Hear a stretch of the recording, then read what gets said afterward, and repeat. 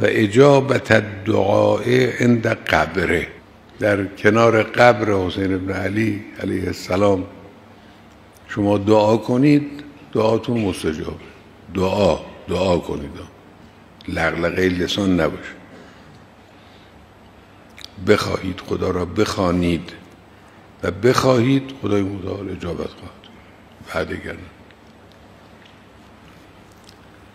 اینهایی که میرن این راه رو طی میکنن پیاده و میرسونن خودشون رو به اونجا، واقعا یک موهبت بزرگ الهی رو خدای متعال در اختیار اینها گذاشته. این پیاده روی 40 حادثه عجیبی که این سالها پدید آمده است.